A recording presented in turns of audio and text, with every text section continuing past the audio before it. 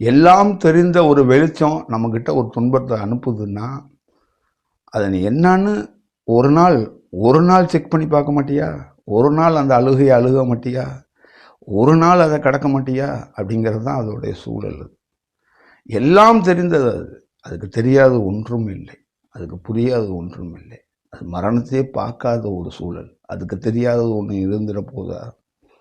இப்போ அது வந்து சொல்கிறதே பேசிக்கே வந்து ஒருத்தருக்கு தன்னை உணர்றது, தன்னுடைய சோல் பிறக்கும்போது ஒரே ஒரு துளியோடு தான் நம்ம பிறக்கிறோம், வளர்கிறோம். அந்த துளி தான் நம்மளை அப்படியே உருவாக்கிட்டு இருக்கு. அந்த துளியிலேருந்து 99 துளி நமக்குள்ளே அட்டாச் ஆகணும். அதுதான் ஒரிஜினாலிட்டி. அப்போ அந்த 99 துளி உருவாகிறதுக்கு முன்னாடி 1000 துன்பங்களையும் 1000 துயரங்களையும் நமக்கு வந்து காட்டப்படும். அப்போ அதில் நம்ம எப்படி ஹேண்டில் பண்ணுறோமோ அதுக்கு ஏற்ற மாதிரி தான் நம்மளுடைய அனுபவமோ, நம்மளுடைய பணியோ, நம்மளோட பயணமோ இருக்க போகுது.